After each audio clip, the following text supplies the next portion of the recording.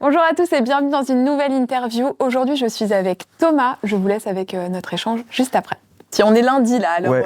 au moment où on tourne, t'es sorti samedi soir du château de la Star Academy. Comment ça s'est passé? Alors je suis passé par beaucoup d'émotions pour changer, hein. J'ai encore du mal à réaliser ce qui se passe. Évidemment aussi avec le retour de mon téléphone, tout ça, j'ai un peu du mal à visualiser et à savoir comment me ressentir en fait la chose. Mais je suis dans un meilleur état que ce que je pensais. Et ça, c'est grâce aussi à l'entourage que j'ai, hein, et grâce à la façon dont on s'occupait de moi. J'ai eu de la chance d'être direct accompagné, et ça, pour le coup, c'est extraordinaire. Non, puis là, c'est le début, tu vois. Nous, on commence par cette interview. Après, on vous explique un petit peu. Après, tu vas passer ta journée à faire les interviews avec les journalistes, la presse. Ouais. Le lundi soir, il y a Quotidien aussi. Ouais. Donc, je pense qu'à la fin de ta journée, tu vas réussir à atterrir un peu et à te rendre compte de tout ce qui s'est passé. Ouais, c'est vrai que voilà, je suis sorti 3e semaine et j'étais encore dans un état d'esprit en mode si je sors, personne va me connaître. Peut-être. Enfin, c'est trop bizarre de se dire que là, il y a des gens qui aiment bien ce que je fais et qui me reconnaissent en tant qu'artiste. Et c'est trop bizarre de se le dire. Et je pense que là, avec toutes les claques que je vais me prendre aujourd'hui avec les interviews, peut-être que je vais commencer à me le dire, évidemment.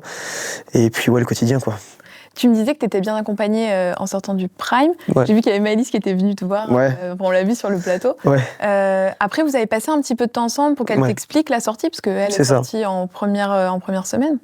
Effectivement, du coup, elle est venue. C'était pas préparé, ça je tiens à le prévenir parce que j'étais vraiment surpris et rien Tu t'y attendais pas? Tu savais pas qu'elle allait venir te voir? Alors, pour être honnête, je me suis dit, il y a un monde où. Je me suis dit, peut-être que ça va arriver, mais je m'en doutais pas réellement. Et il y avait une partie de moi qui était en mode, ah, ça serait cool quand même. Et finalement, ça s'est passé, j'étais très content. Si, je pense qu'elle a aussi profité de ça pour me rassurer, tout ça.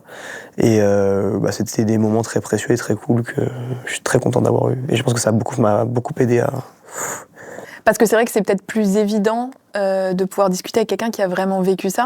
Et c'est ce que je disais justement dans l'interview de Maëlys, je crois. Vous êtes finalement très peu, quand on regarde les photos de toutes les anciennes promos, à avoir vécu ça. Ouais. Donc, comment elle trouve les bons mots? Qu'est-ce qu'elle te dit concrètement sur ce qui va se passer ces prochains jours, ce que tu vas ressentir? Les mots majeurs de ce qu'elle m'a dit, c'est vraiment « t'en fais pas et ça va aller ». Parce qu'elle m'a expliqué tout ce qui s'est passé pour elle, et même si au début c'était un petit peu compliqué, elle était tellement occupée dans la semaine à faire toutes ces interviews, tous ces trucs-là, elle était tellement sollicitée que au final on se rend compte que l'après, il est là, il y a des choses. Et elle m'a un peu expliqué ce qui m'attendait, les interviews qu'on allait avoir, comment ça s'est passé pour elle, et puis du coup j'ai vu aussi ces interviews et j'ai trouvé ça super. Et ça m'a rassuré. Et du coup, il faut que je fasse pareil. T'es content de ton parcours global à la Starac? En vrai, oui. Je suis très très content. J'aurais aimé pouvoir, comme tout le monde, hein, je pense, hein, tous les nommés qui partiront auront le même discours, de rester minimum une semaine de plus pour pouvoir montrer que ma voix elle est là et que je suis... Enfin, voilà, il y a eu cette partie de l'aventure où j'ai perdu ma voix parce que je n'ai pas de méthodologie et j'ai pas fait la meilleure des méthodes non plus à chanter fort, à crier. Et je suis content d'avoir pu quand même mettre une claque à cette partie-là et montrer que j'étais capable effectivement de chanter, tout simplement.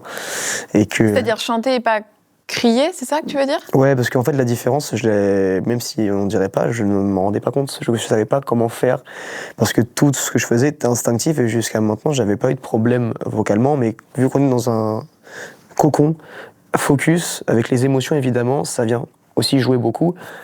Et c'est aussi par rapport à mon mental que ma voix est partie, parce que, par exemple, pour la première évaluation, pourquoi ma voix est partie autant? Parce que, alors que la veille, ma voix était entièrement là. Parce que j'ai trop forcé, et quand j'ai vu que ma voix avait un petit peu baissé là, le lendemain, j'ai eu peur. J'étais frustré, j'étais dégoûté. Donc j'ai forcé pour me dire ça va passer, pire chose à faire. Et ma voix est partie. Et donc ça m'a mis une bonne claque d'humilité. Et ça m'a permis de travailler dessus. J'ai mis du temps, mais au moins ça me permet d'apprendre à réapprendre. Déjà, tu ressors avec un enseignement. C'est ça. En tout cas concret, là, sur ta façon de chanter. Ouais, c'est ça. En fait, j'ai appris à chanter, tout simplement.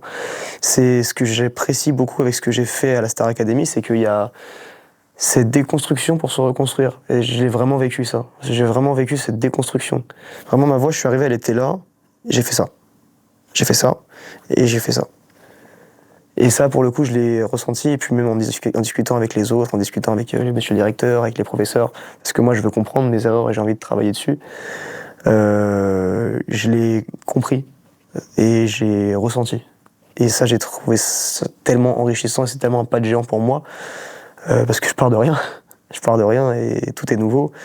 Et je me dis que là, maintenant, je vais pouvoir utiliser ma voix à meilleur escient. Même si j'aurais aimé quand même avoir plus de matière. Mais ce que j'ai pris déjà, c'est énorme. Et ce dernier Prime, t'es content? T'as chanté en duo avec Maya. Puis il y avait aussi la partie solo, casting, quand vous avez chanté face aux élèves. Ces 2 prestats, qu'est-ce que tu en penses avec le recul? Je suis très fier. Très fier d'avoir réussi à mettre de côté toutes ces émotions, ces pensées négatives qui m'ont pourri la semaine. Et d'avoir réussi à me remettre en selle pour aussi aider Maya, parce qu'on était un duo, et je pouvais pas me permettre d'être aussi négatif alors que j'étais pas tout seul, quoi. Donc je suis très heureux d'avoir vécu ma prestation déjà à Drôle de vie, à 100% avec elle. Je me suis amusé. Parce que c'était dur de faire une chanson joyeuse. D'ailleurs, vous l'aviez souligné cette semaine. Est-ce que c'est plus difficile pour toi de faire une chanson joyeuse qu'une chanson d'amour, une chanson triste? En fait, c'est en vrai de vrai, oui, parce que je trouve que c'est plus facile de transmettre l'émotion de la tristesse ou de la mélancolie que de la joie. La tristesse est souvent tellement saillante qu'elle transperce plus. Donc je pense que c'est plus difficile de faire ressentir de la joie à travers une chanson. En tout cas, c'est personnel. Je sais que peut-être beaucoup de personnes auront un avis différent, mais je sais que pour moi, c'était difficile. Après, peut-être parce que je suis trop négatif, on sait pas. Non, mais en tout cas, c'est un challenge pour moi, et ça rejoint complètement ce que je veux faire de la musique. En fait, c'est que dans la musique, pourquoi moi j'écoute de tout et je fais de tout, c'est parce que chaque style de musique peut correspondre à un état d'esprit en particulier sur un instant T. Et là, c'est ce que j'ai pu faire. Sur l'instant T, qu'est-ce qu'il faut donner? De la joie, de la bonne humeur. Donc je peux me dire que je chante une chanson triste pour que quelqu'un se reconnaisse dans une chanson et permette de libérer son sac sur une chanson. Et à côté, je peux faire aussi une chanson de joie où on peut danser, se rapprocher et partager. Et ça, je trouve ça magnifique, parce que c'est ce que c'est, la musique, c'est du partage, et c'est comme ça que je la vois aussi. Et ça m'a permis de me remettre un petit peu sur ce que je vois de la musique. T'as dit le mot partage. J'ai fait une erreur en disant que t'avais eu que 2 prestats pendant ce Prime. Ouais. Parce qu'il y a eu la petite surprise de Patrick Fiori. Si vous n'avez pas vu le Prime, Patrick Fiori était venu chanter avec Charles et Noah. Et au moment de chanter Corsica, il te demande si tu peux venir chanter avec eux, ce qui était visiblement pas prévu du tout. Non. Et là, tu t'effondres en larmes, en fait. Qu'est-ce qui se passe dans ta tête à ce moment-là? Pourquoi autant d'émotions? Ce qui s'est passé dans ma tête sur le moment, c'est que j'ai eu une joie et un honneur immense, mais en même temps, j'étais tellement gêné parce que je suis nommé. Et il y avait Ulysse aussi qui était là, qui avait cette chanson Lily qui lui tient vraiment beaucoup à cœur. On en avait discuté. Et j'étais un peu gêné parce que je me suis dit, merde. Pour moi, j'ai le droit à un cadeau. J'aurais vraiment aimé qu'Ulysse ait ce cadeau. Mais quand je vois le regard des autres et je vois la fierté dans leur regard, je me dis, Thomas, arrête. Thomas, profite. Thomas, arrête, parce que c'est une chance qu'on t'offre et tu vas pas commencer à faire chouin, à douter. Là, tu vois que tes amis, ta famille qui est là. Quand je dis famille, je parle vraiment aussi de tout le monde, des candidats de la Starac. Je vois la fierté dans leur regard, et même je vois le sourire aux lèvres qu'il a, et ça me fait tellement du bien que je me dis, je suis obligé. Là, faut que je vive à 100%, parce que c'est un honneur tellement grand que je peux pas m'empêcher de le vivre à 100%. Ça représente quoi cette chanson pour toi? Beaucoup de choses. Donc pour l'anecdote, le vrai chanteur de cette chanson, l'écrivain de cette chanson, Patrick Fiori est le vrai chanteur aussi. Mais non, l'écrivain de cette chanson qui s'appelle Pedro Guifucci, il a été prof de chant pour un de mes cousins. Donc il lui a donné toutes ses méthodologies pour apprendre à chanter corse. Et donc ce cousin-là, qui s'appelle Alexandre Gargioni, bisous. J'embrasse Alex. Et il a fait beaucoup de scènes aussi, et c'est une des plus belles voix que j'ai jamais entendues, en tout cas dans le chant lyrique corse. C'est magnifique. Et même il connaissait ma maman aussi, ce chanteur, il connaissait ma maman. Et cette chanson, en tout cas pour la chanson en particulier, hors écrivain, j'ai commencé à chanter sur du corse. D'accord, parce que c'est vrai qu'en le regardant, je me disais, indépendamment de la maîtrise que tu as eue vocale, alors que juste avant, tu étais dans une émotion hyper intense. C'était un peu dur. T'es arrivé, bam, là, tu nous as sorti les notes. Et j'étais assez impressionnée, effectivement, de ta maîtrise du corse. Merci. Je savais que tu avais des origines corses, c'est de par ta maman, c'est ça? Oui, et mon père aussi. Mon père, il est originaire de par sa mère. Par contre, ma mère a vécu là-bas toute sa vie, quasiment. Bon, pour l'histoire, très rapidement, ils sont italiens, de la côté de ma mère, et ils ont migré en Corse. Et ensuite, ma mère est venue sur Paris, et ils ont rencontré mon père, et hop, je suis né. Ok, d'accord. Et originaire d'où en Italie? Sardaigne. D'accord. De l'île. Donc c'est les deux îles. Je suis originaire des deux. J'ai beaucoup de familles en Sardaigne et beaucoup de familles en Corse. Trop sympa ça. Ouais, c'est super. C'est une chance. Et justement, les évals cette semaine, le thème c'est histoire personnelle. Si tu avais été au château, qu'est-ce que tu aurais chanté? Ah, t'as peut-être pas vu ça encore. J'ai vu 2-3 trucs. Je savais pas que c'était ça. Je savais qu'il y avait la semaine de la marraine. Donc bisous Clara. Malheureusement, je ne serai pas là pour faire cette semaine. Mais qu'est-ce que j'aurais choisi comme chanson? C'est une très bonne question. Honnêtement, j'ai trop du mal à choisir des chansons. Après, une qui me tient vraiment à cœur, je pense que c'est Creep de Radiohead. Parce que c'est ma première chanson que j'ai faite sur ma première scène. Parce que j'en ai fait qu'une seule dans ma vie. C'était pendant un concours de talent à ma faculté. Et cette chanson, je l'avais réarrangée à ma manière. Et donc, vu que moi, je suis ni musicien ni chanteur de base, j'ai tout appris seul. C'était la première fois où je remaniais quelque chose à ma manière. Et je me suis dit, je sais faire un peu. Ah, il y a des trucs qui fonctionnent quand j'appuie là et tout. Ouais, voilà. Et donc, et puis surtout qu'avec tout ce que j'ai appris à la Starac, maintenant, je sais lire un piano. Un peu mieux. Je sais mieux. Enfin, c'est fou comment ça m'a ouvert sur pas mal de choses. Parce que je me suis enrichi de, par exemple, Marine, qui avait cette formation de piano, je ne savais pas, du coup, ça, je l'ai appris en discutant avec elle. Et moi, je suis comme un enfant. Mais c'est fou que tu aies appris tout ça sans jamais prendre de cours. Depuis que je suis petit, j'ai toujours été très mimétique dans ce que je faisais. Et c'est le cas aussi pour la danse. Quand je regarde des choses et que j'admire les choses, j'aime beaucoup essayer de faire la même chose. Et c'était pareil même pour les sports de combat que je faisais, donc je fais du kung-fu et de la boxe. Et j'apprenais assez vite ces choses-là parce que je les regardais et j'essayais de faire pareil. Mais pour la musique, c'était pareil. J'ai commencé par le piano. On m'avait pris un petit synthétiseur, donc il me manquait des octaves, c'était un tout petit truc, sans pédale, sans rien. Et ma première chanson que j'ai appris, c'était All of Me. Donc celle qu'on a faite 40 millions de fois à la Starac. Okay. Et ensuite, j'ai appris grâce à YouTube avec des vidéos, tout ça, je regardais, je reproduisais. Et après, j'ai tenté de prendre des cours de piano avec une prof de ma ville à l'époque. J'ai détesté.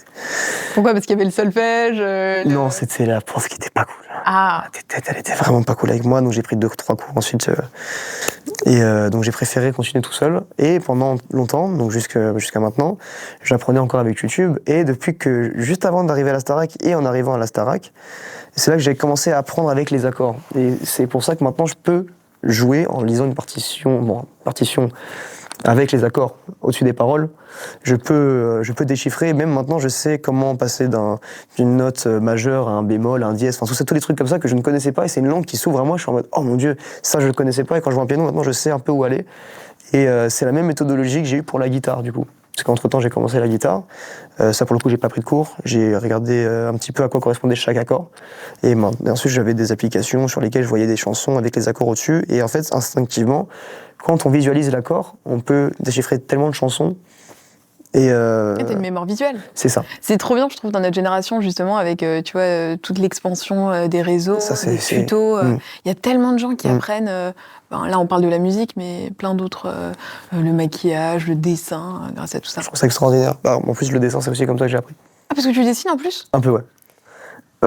Mais quel artiste, c'est fantastique.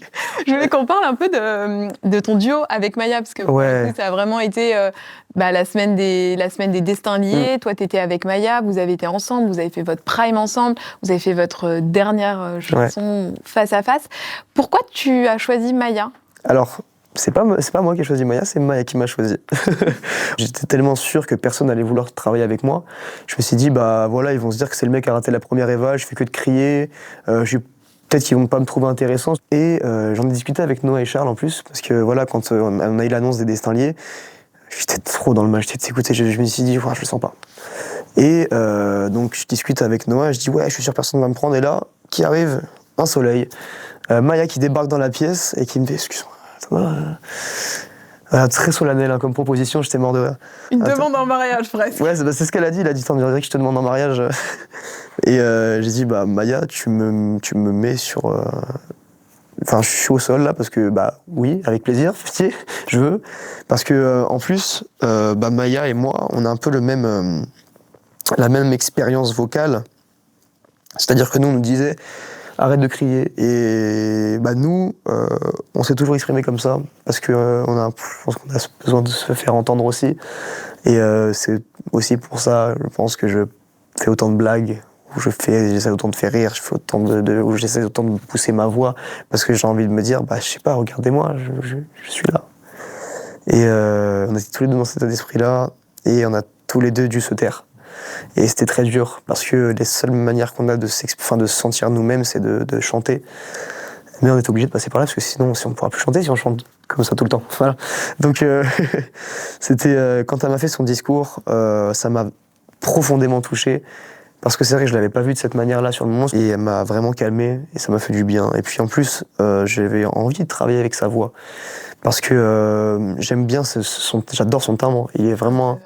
Un peu cassé. C'est ça, elle a un très joli timbre avec beaucoup de potentiel, parce que non seulement là, sans la meilleure méthodologie du monde, c'est joli.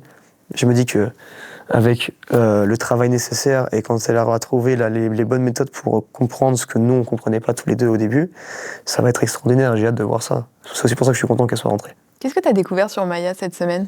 Vous étiez proches un peu avant de vous mettre en binôme? Comme pour tout le monde, quasiment tout le monde, parce que du coup j'ai pu découvrir plein de gens comme Maëlys, Noah, Charles, même Franck, tout ça. Maya, j'étais proche d'elle sans être proche. Parce que en fait, dès les premières semaines, c'est comme si on se connaissait depuis des années. C'est fou, vraiment, c'est de le voir. Je sais pas comment les gens le voient, mais comment nous on l'a vécu, c'est vraiment intense.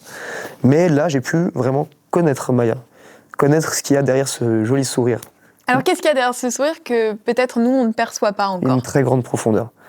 Maya, elle a une très très grande profondeur derrière ce sourire parce que c'est un sourire qu'elle a naturellement, mais en même temps qui cache certaines choses qu'elle se défend de montrer. Et j'ai trouvé ça extraordinairement beau. Et puis même ce qu'elle transmet avec la chant, avec la musique et tout, j'ai trouvé ça très beau. Et elle est solaire, ses états d'esprit sont des exemples en vrai, parce que moi, dans l'état dans lequel j'étais par rapport à la vie, drôle de vie de Véronique Sanson, elle, direct. Et en vrai, c'est aussi ce qui m'a permis de me dire, Thomas, c'est aussi à toi de porter le duo, c'est pas qu'à elle. Et ça m'a donné un coup de peps qui était nécessaire, parce que voilà, tous des humains, et on peut pas être à 100% souriant tout le temps, et j'arrive à voir les différents sourires de Maya maintenant, et j'ai tout fait pour me remettre en selle, pour pouvoir être là autant qu'elle a pu être là pour moi quand j'étais en train de douter. Et donc c'était vraiment super. T'as beaucoup de recul, je trouve, sur tes émotions. Quand on parle, j'ai l'impression que c'est très... que t'as conscience de tous les états dans lesquels tu peux être. Surtout que des fois, je me vois faire, je suis en mode, mais arrête, c'est relou. Arrête d'être comme ça, Thomas, ça sert à rien. Parce que tu te ralentis, c'est nul. C'est comme aussi, des fois, quand je me perds un petit peu trop dans ce côté humoristique de ma personnalité, parce que ces trucs-là, c'est vraiment des trucs d'autodéfense. Mais maintenant, j'ai aussi ce petit recul de me dire, voilà, je sais ce que ça fait, donc je peux quand même m'extirper de là au bout d'un moment. C'est aussi une chance, parce que je pense que voilà, si j'avais... Il y a quelques mois auparavant, je pense que j'aurais pas eu ce petit recul-là. Mais maintenant, vu qu'en plus j'en ai encore appris sur moi, là, j'ai un certain recul sur ma manière d'être. On a parlé de Maya avec qui tu étais en binôme. Je voudrais qu'on parle un peu de la famille Star Academy de façon plus globale. On va faire un petit jeu. Je vais te poser des questions et tu me réponds avec la personne qui te vient à l'esprit en premier. Tous les académiciens sont dans le jeu, même ceux qui sont partis, les profs, tu vois. Première question, celui ou celle que tu vois gagner la Starac? Ça, je n'arrive pas. Je te jure que je ne sais pas. Tu me fais un top 3? Non plus. En fait, ça va être très cliché ce que je vais dire, mais ils ont tous leur chance de gagner pour moi. Vraiment tous. Et vraiment, ils ont tous un univers particulier, une voix particulière et une marge de progression. C'est ça, faut le noter. Parce que je sais qu'il y a des personnes qui vont se dire « Ah, lui, il a fait une fausse note là, il va jamais gagner. » Non. Non. Ça, les fausses notes, ça veut rien dire, parce que On est là pour travailler, pour apprendre. Et puis c'est Star Academy, une académie, une c'est école.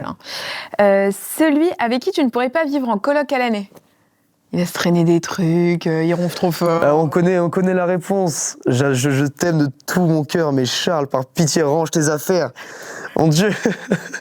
Ton candidat préféré ou ta candidate préférée de la saison dernière, si tu avais regardé? Ouais, j'ai beaucoup aimé. En fait, j'ai vraiment aimé tout le monde, c'est trop dur.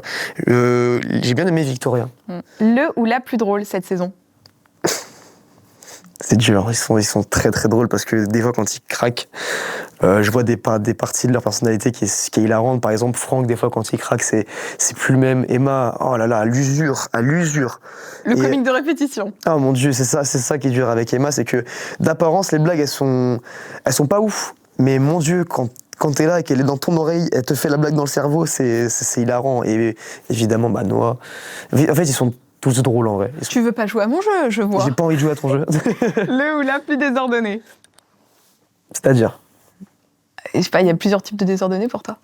Alors, désordonné, je pense que c'est moi, vu comment je m'organise vocalement, on l'a vu. Après, ils vont croire que c'est une fixette, mais Charles, vraiment, c'est le seul truc qu'on peut lui reprocher. C'est vraiment le plus gros truc qu'on puisse lui reprocher, c'est qu'il range pas ses bols. Ses bols de céréales. D'accord. Ils finissent, enfin bref, mais en vrai c'est un petit running gag avec Charles, c'est qu'il y a toujours une veste à lui. Franck, ce qui me faisait rire, c'est qu'à chaque fois il reconnaissait les vêtements de Charles. Il savait où allait Charles parce qu'il laissait toujours un truc derrière lui. Le petit poussé. Exactement. Le plus travailleur ou la plus travailleur? Bonne question. Je sais que Maureen travaillait beaucoup et même dans le silence, elle travaillait beaucoup. Franck aussi, j'ai remarqué qu'il bossait beaucoup, mais en soi, on a tous une rigueur de travail, je pense, parce que on a tous passé ces nuits avec les écouteurs dans les oreilles, en boucle. Je suis désolé, je réponds jamais à tes questions. Non, mais c'est ton interview, tu fais ce que tu veux. Mais c'est vrai que personnellement, je trouve que on est tous très travailleurs. D'accord. Ton prof préféré en incluant les répétitrices? Là, tu vas me faire le plaisir de n'en prendre qu'un. Je vais les prendre un par un. Et je vais essayer de choisir après avoir dit un par un. Tu es insupportable. Je sais, mais j'aime trop les gens. Vas-y, c'est ton moment, vas-y.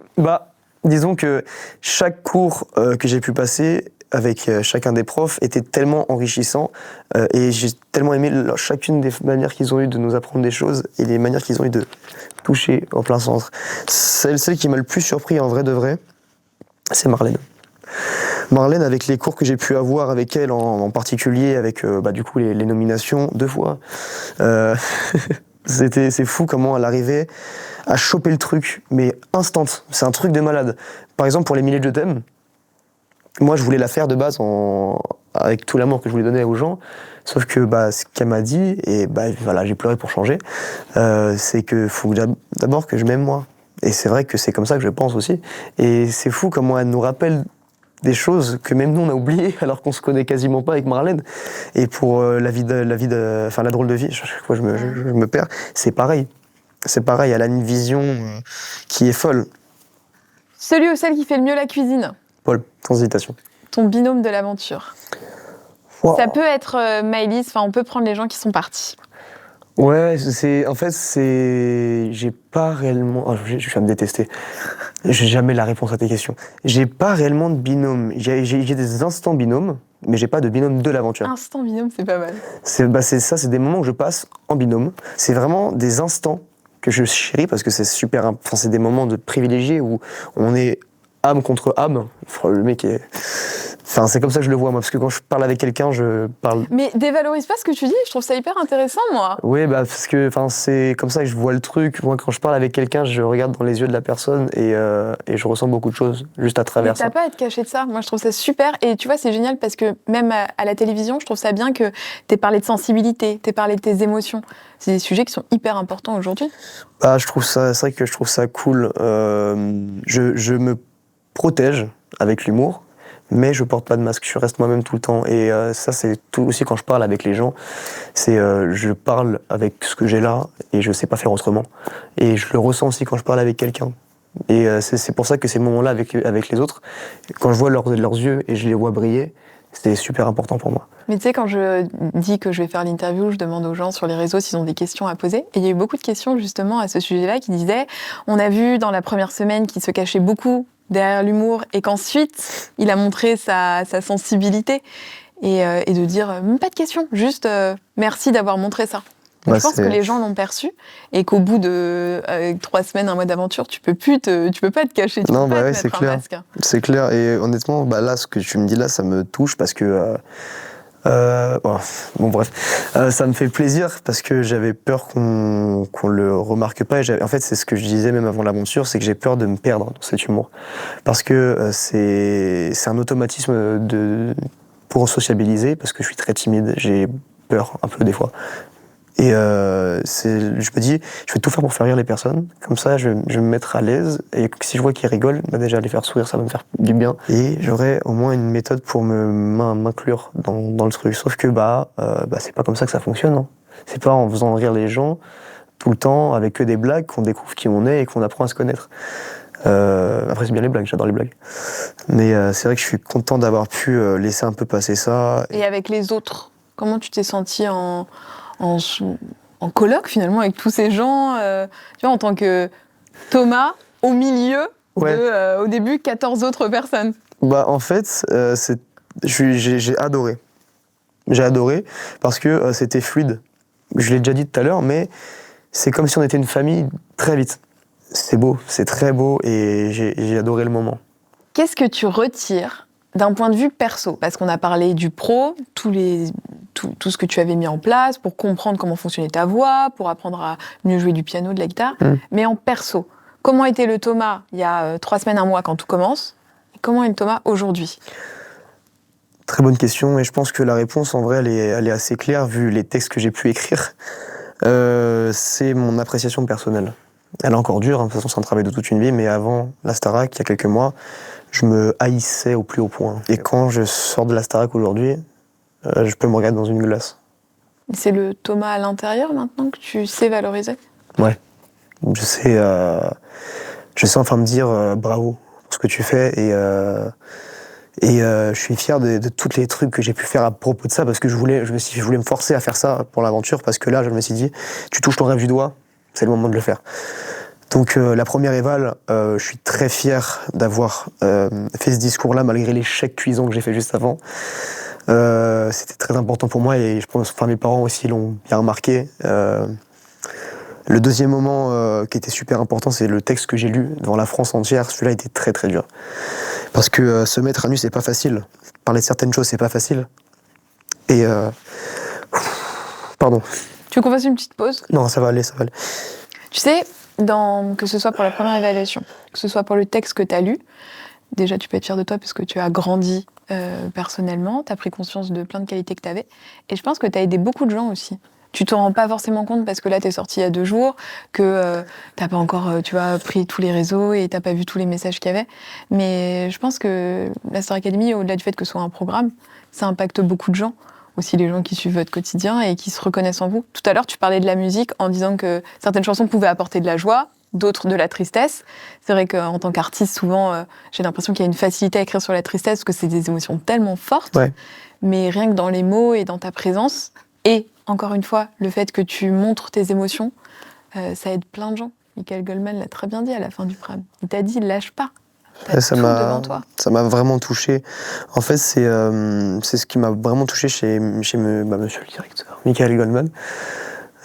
C'est quand il te parle, il se parle avec le cœur. Et c'est vraiment, je le vois ça quand je regarde les yeux de quelqu'un. Et la première évaluation, ça m'avait vraiment touché ce qu'il a dit. Parce que... Qu'est-ce qu'il avait dit? Il m'avait dit que mon message était passé. Et que je l'avais bouleversé, etc. Mais c'est surtout que mon message est passé.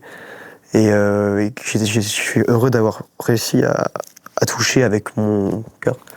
Et ça m'avait vraiment touché parce qu'il a cerné le truc et il l'a ressenti. Et du coup, on a eu un moment d'échange cœur à cœur que j'ai adoré. Et c'est vrai que c'est pour ça que la deuxième évaluation, j'étais un peu frustré parce que le commentaire que j'ai eu, je l'ai mal interprété parce que c'est moi le problème. Là, c'était moi le problème. J'étais frustré de base et c'est moi qui l'ai mal pris. Alors que pas du tout, c'est juste que voilà, j'étais en période de progression et enfin, c'est des trucs techniques, il faut que je travaille. Et après, à la 3e évaluation, j'ai eu le droit à un texte comme celui-ci et ça m'a fait beaucoup de bien. Et enfin, moi, je réalise pas ce genre de choses quand on me les dit. J'ai du mal à me dire que je le mérite et que c'est vrai. Sauf que je peux plus me permettre de faire ça. Maintenant, avec tout ce qu'on me dit, tout ce qu'on me donne, tout ce qu'on m'envoie, ce serait manquer de respect que de pas accepter ce qu'on me donne. Et donc le discours de Michael Goldman au dernier prime que j'ai fait, il m'a transpercé. Et je le garde, je vais pas le lâcher. Je vais te montrer une petite vidéo, ça va te faire du bien. C'est Paul qui était là la semaine dernière. Et j'ai une petite tradition, c'est que je demande aux académiciens de laisser un message, une question, au prochain sortant. Sauf qu'au moment où ils laissent leur question, ils ne savent pas à qui ils s'adressent. D'accord ? Donc je te montre sa petite question et tu y réponds. À toi, mon cher amour, mon cher et tendre qui sort de ce merveilleux château, qu'as-tu envie de faire là maintenant ? Là, sans réfléchir, la première chose que tu ferais ? Chanter. J'ai envie de chanter. J'ai envie de faire de la musique. Là, le seul truc qui me manque à l'hôtel, c'est ma guitare. J'ai envie de faire de la musique. Là. J'ai envie de faire que ça. Et merci Paul. Je trouve ça rigolo à chaque fois. Il est super drôle. Vraiment, il est génial. J'ai hâte de le revoir. Là, tu vas faire tes petites interviews pendant 2 jours, puis après, tu vas rentrer chez toi. Ouais. Et tu vas pouvoir chanter, justement. Professionnellement, t'en es où au moment où tu rentres à la Starac ? Ou scolairement, d'ailleurs ? Scolairement, je suis en 2e année de droit. On débarras. Ah, t'aimais pas ? Je détestais cette filière. Enfin, j'ai eu de très belles relations, de très belles rencontres, mais en même temps, juste la faculté, enfin le droit en lui-même, j'ai détesté cette expérience. Ça me correspondait vraiment pas. Mais là, t'as une belle porte de sortie. C'est ça, et j'ai eu du mal à m'en rendre compte. Parce que c'est vrai que on a tous peur de sortir de la Starac, parce qu'on se dit, si on sort de la Starac, peut-être que je vais retourner à cette réalité qui ne me correspondait pas, qui ne m'allait pas. Et j'avais peur de retourner là-dedans. Et là, de me dire que je suis dans la réalité que j'ai toujours voulu avoir, c'est vrai que c'est dur de réaliser. Mais il faut que je réalise. Et en plus, cette réalité, elle est arrivée de façon un peu cocasse, parce que j'ai dit le mot cocasse. Vraiment, dans chaque interview, je vais dire un petit mot comme ça. Et j'adore le mot cocasse. On l'adore, le mot cocasse. J'ai lu plusieurs interviews de toi que tu avais fait juste avant de rentrer dans le château. Il disait que c'est ta maman qui t'avait inscrit au casting. Alors là, j'ai besoin que tu m'éclaires sur cette histoire. En fait, c'est pour ça aussi que c'est drôle, ma participation à la Starac, c'est que ce n'était pas de mon ressort. Tout s'est fait d'un coup comme ça. Et donc, c'est pour ça aussi, je pense que j'ai mis du temps à réaliser, parce que j'ai même pas eu le temps de dire ouf que j'étais déjà parti pour me préparer à mon premier prime. Alors, comment elle t'inscrit ? Elle dit qu'elle inscrit son fils, finalement ? Pas du tout.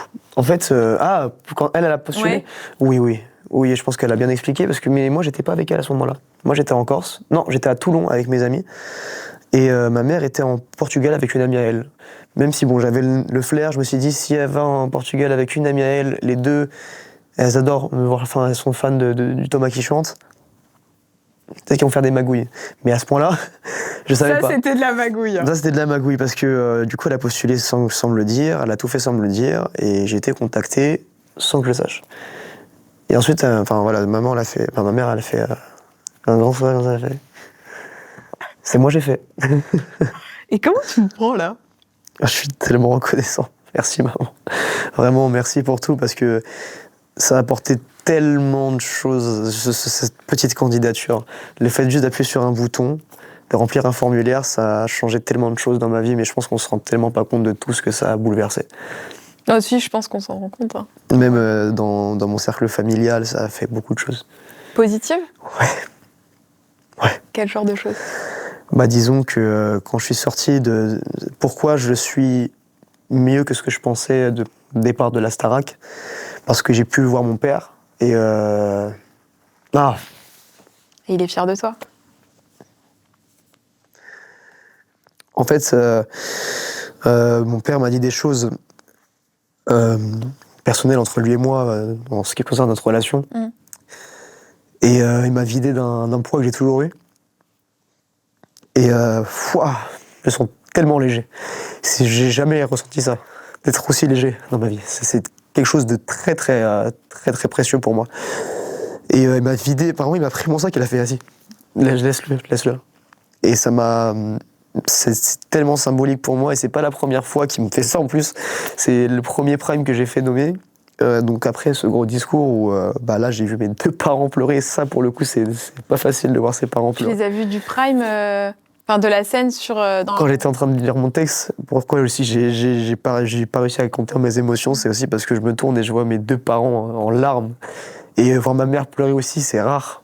Et mon père également, donc les deux ensemble en larmes, c'était quelque chose de fort en émotion. Et je pense que ce qui m'a le plus marqué de la Starac, c'est ça. C'est que quand je suis rentré du Prime et que j'ai eu ma minute de téléphone, la première chose que mon père m'a dit, c'est Thomas, j'ai compris. Et juste ça m'a mis une grosse claque. Et ça m'a libéré d'un gros poids. Donc là, c'était qu'1 minute. Imagine avec tout le temps du monde de discuter de tout ça et même voir mon père ému, c'est quelque chose qui me... Et je pense que ça nous a tous les 3 fait du bien. Vraiment, tous les 3 fait du bien. Tous. Ça vous a ressoudés comme ça. Parce que toi, t'es enfant unique ou tu as des frères et sœurs? Je suis enfant unique, mais j'ai une très grande famille. Du côté de ma mère, on est 20 cousins germains. Trop sympa, vous faites des grosses fêtes de famille avec tous les cousins. C'est gros. Donc t'as beaucoup de cousins. Beaucoup de cousins, je suis quelqu'un de très famille pour le coup. C'est quelque chose qui est très très important pour moi. Pour ça que Corsica d'ailleurs c'était quelque chose de très très fort pour moi. Et du coup c'est des grandes familles mais beaucoup de karaoké. Ah ok. Ah oui, donc il y a quand même une petite appétence pour le chant dans toute la famille. Oui oui. Bon, donc on remercie maman quand même pour le casting Starac. Merci maman. Il y a un truc que j'aime bien savoir, c'est quelle était la première chanson que tu as chantée quand tu as fait ton casting? Ma première chanson, il y en a eu 4. Et la première que j'ai chantée, je crois que c'était Cry Me a River de Justin Timberlake. Est-ce que tu peux me faire un extrait d'une des chansons que tu as chantées? Celle que tu préfères? Un petit a cappella pour nous, pour le plaisir, quoi. Oh oui, une chanson que j'aurais bien aimé faire, que je trouve très belle et qui plaît à tout le monde, c'est Viva la vida de Coldplay. Eh bien, la caméra est juste là. Faut que je chante droit dans les yeux. Tu peux chanter droit dans les yeux. Là, il y a ton public qui est là. Ils n'attendent qu'une chose, c'est que tu leur chantes pour eux. Ouais, faut pas que je sois faux alors. Je promis, je vais pas crier. I used to roll the dice, feel the fear in my enemy's eyes. Listen as the crowd will sing. Now the old king is dead, long live the king. 1 minute I held the key, feel the walls were closed on me, and I discovered that my castle stand upon pillars of salt and pillars of sand.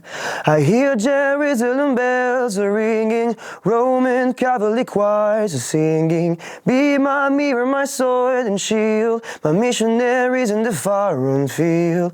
For some reason I can't explain, I know Saint Peter won't call my name, never in the honest world, but that was when I ruled the world. Zéro rythme. Zéro voix du matin.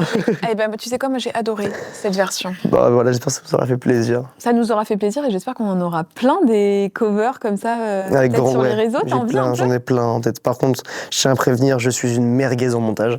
Donc il va falloir que je me... fiche, tu rec, tu postes et voilà, pas de montage. Ouais, mais il faut quand même proposer du professionnel, tu vois ce que je veux dire. Tu m'enverras, je te ferai des petits effets. C'est gentil.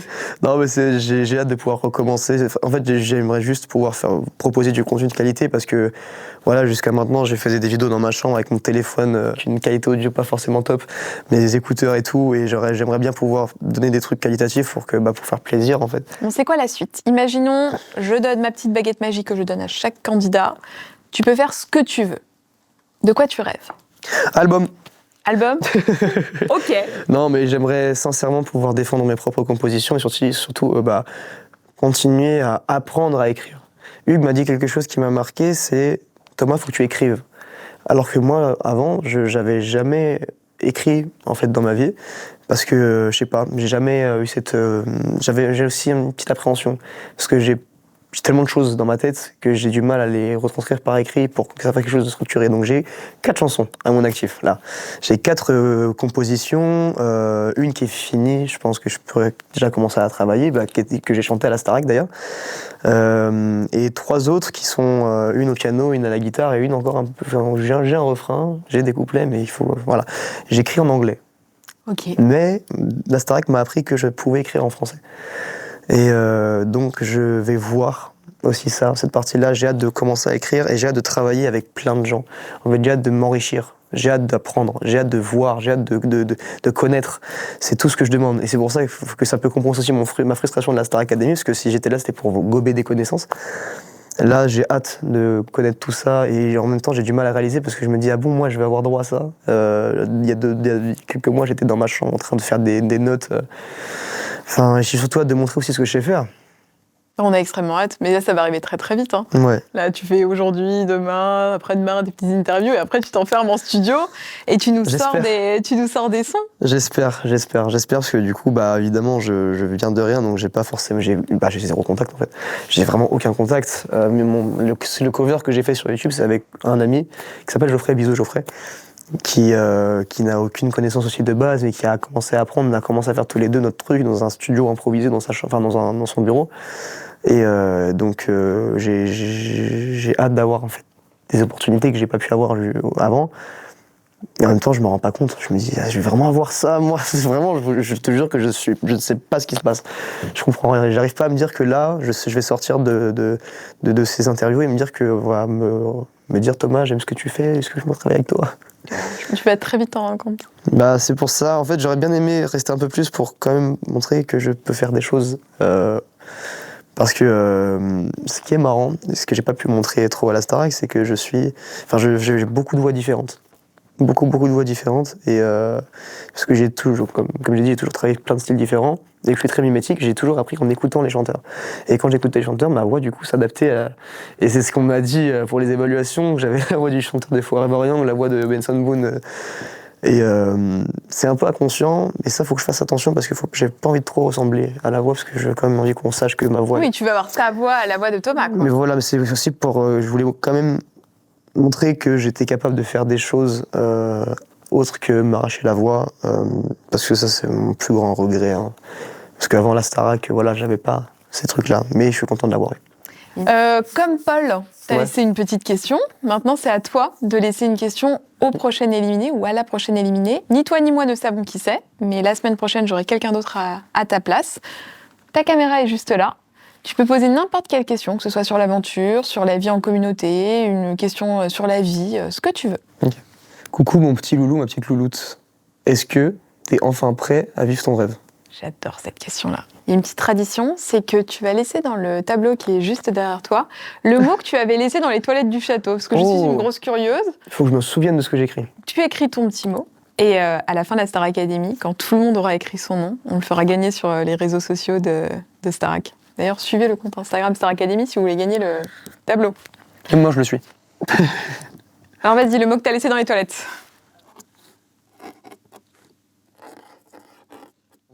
Ça a bavé. J'ai problème de gaucher. C'est pas grave, t'es gaucher, on te pardonne tout. Il me ruine le tableau. Mon Dieu. J'ai saigné du nez. Il a une histoire, ce tableau. Moi, ça me plaît. Mais le trait n'est pas droit. C'est pas grave. C'est un cauchemar. Est-ce que tu peux nous lire ce que tu as écrit? Je suis un gros bébé. Donc, grâce à cette... Vas-y, alors, hop. Je lis à voix haute. Grâce à cette aventure, j'ai enfin appris ce que signifiait le terme « exister ». On a tous notre importance dans ce monde, alors n'ayez pas peur de tout mettre en œuvre pour le voir. Vivez vos rêves, je vous aime, Thomas. Merci beaucoup. On fait une petite photo au Paula pour terminer. Hop, je la mettrai dans le décor juste derrière. Tu auras ta place sur le petit porte-photo. 1, 2, 3. Génial, merci beaucoup. Merci à toi, c'était génial. Eh ben écoute, merci. Est-ce que tu veux rajouter quelque chose? Oui, je tiens à remercier vraiment toutes les personnes qui m'ont soutenu, que ce soit dans la Starac, que ce soit à l'extérieur, que ce soit le public. Merci au public qui m'a sauvé au premier Prime. Merci d'avoir sauvé Marine Elisseau à l'autre Prime où j'étais nommé. Merci pour tout ce que vous nous apportez, parce que c'est vraiment grâce à vous qu'on arrive à vivre nos rêves, et j'espère pouvoir vous rendre l'appareil avec ce que je proposerai par l'avenir. J'ai hâte de partager tout ce que j'ai dans mon cœur avec vous tous, et j'espère que ça vous plaira. J'espère que cette interview vous aura plu. Je vous mets les réseaux de Thomas ici, les miens juste là. Venez follow, venez suivre, parce qu'il va y avoir de la cover à tire-larigot, je l'espère. Et dites-nous ce que vous en avez pensé dans les commentaires. On lira tout ça avec Thomas, et on vous fait des très très gros bisous. À la semaine prochaine. Ciao!